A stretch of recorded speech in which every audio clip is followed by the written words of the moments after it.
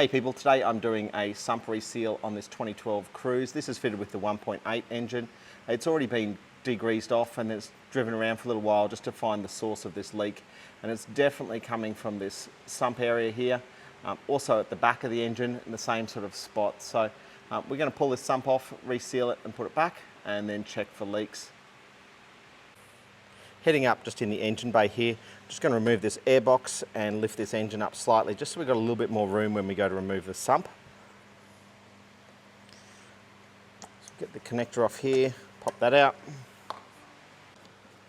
undo this clamp,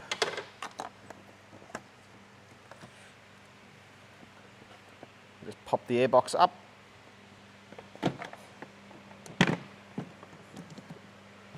Next I want to just undo these two bolts and this nut here so that I can lift this engine up a little bit.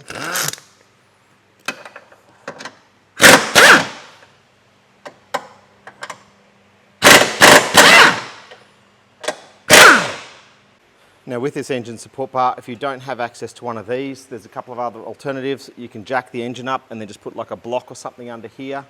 Or you can have an engine crane that just lifts up this corner. Now I'm not needing to lift it up much, maybe just about an inch.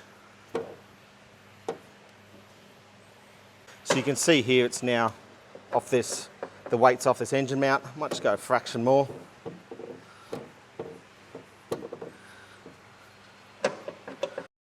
Back underneath here now, I just want to give these exhaust nuts just a good soaking, just so they come off cleanly. They're looking pretty good, so I think I'm going to be pretty lucky there.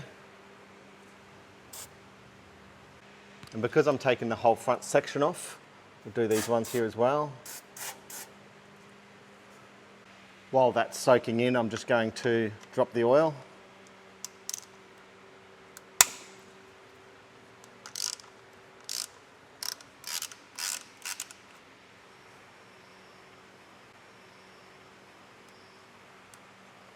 While the oil's draining, you can undo these. Now, I am resisting the temptation to do this with an impact.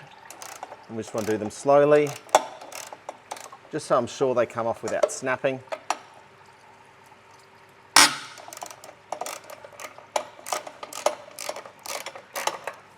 Now this section of the exhaust can just be kind of pressed back and just be where it will hang down. You don't want to hit yourself on that. This gasket that's on here, if it's still in good condition and still complete, you can get away with reusing them, but I would suggest new ones. And I'm hoping I'm as lucky with these ones.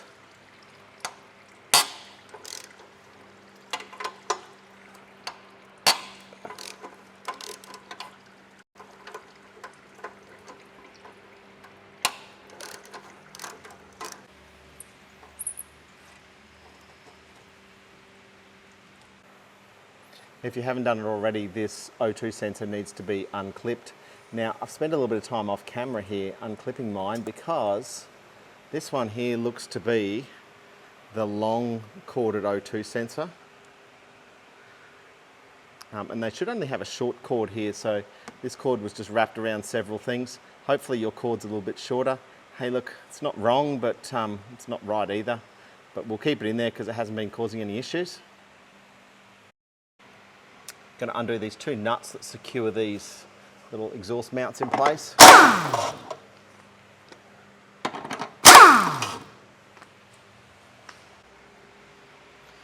Now with that gone, I can remove this exhaust section here.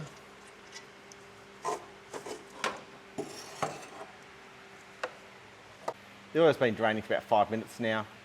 Put a new rubber O-ring on your sump plug and I'm just going to reinstall that. I'm going to do this up tight now so that I don't forget later. Are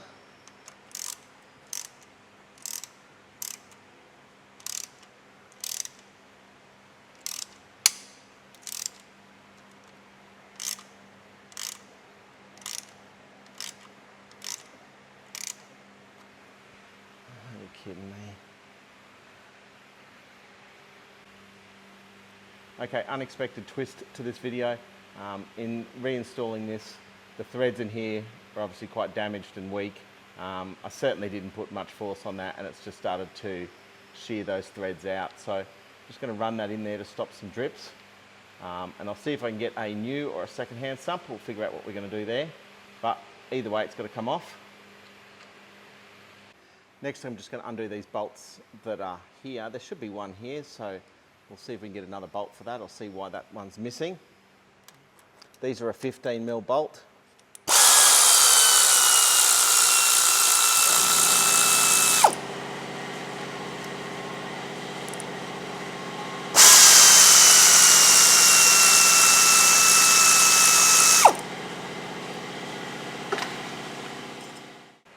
This rear bolt here secures this little bracket on.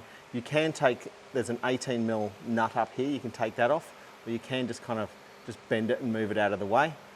It's a fairly thin piece of metal, it bends fairly easily.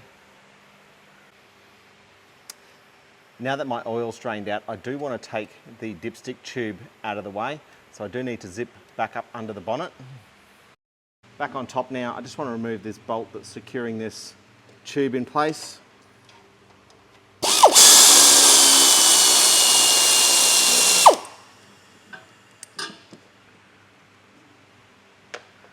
That one there. Now we can wiggle it and just lift it up out of the sump. If you do this while there's still oil in there, it's likely the oil's going to flow out of that hole, so wait till the oil's drained until you pull this out. You also just want to have a look at this O-ring here, make sure that it came out, make sure that it still is in fact a rubber O-ring and not some mess of silicone or something from previous repairs. Okay, we're back underneath the car now. I want to remove these 15 Torx bolts. Now, there's a couple of different ways that we can do it here.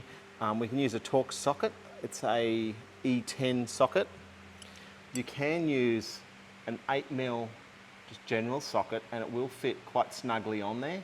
The other trick I use is just an 8mm open-ended spanner, particularly to get these corner ones, because it's a little bit difficult to get some of the ratchets and extension bars in that spot. So I'm going to start with this one over here, and I'm going to use my spanner.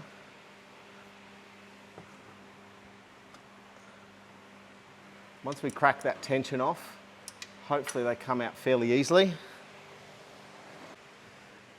If you have a flex drive, it's perfect for these. So with that tension removed, I can just get that up in there. Zip that one out.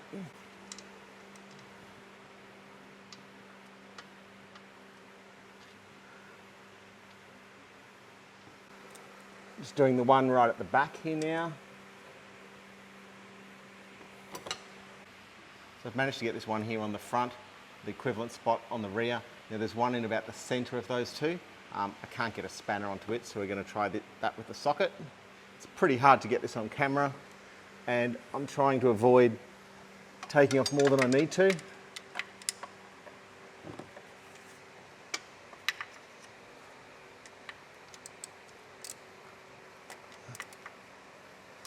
Okay, we've loosened it off.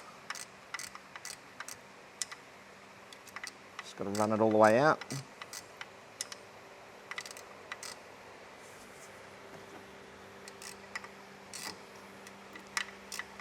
If you took the inner guard out, you would have a little bit more room to do this. Okay, look, I've managed to get that one out without taking these guards off. If it was a stubborn bolt, I would suggest taking the guards off and accessing it from in there. But I was able to get this up in there and undo that relatively easy. Now the next two difficult ones will be these ones here.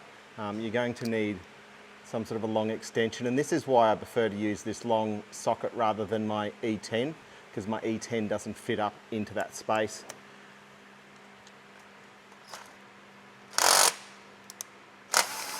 This has fully unscrewed, but it just isn't dropping out. That's okay, we'll just make sure we don't lose it. Same with that one. Now with them all loosened, I'm now just going to zip them out.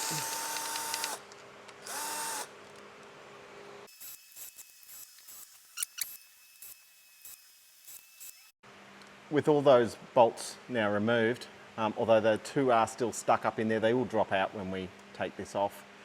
We can carefully lever this off. I sometimes like just to grab a bit of a mallet and just give it a bit of a tap.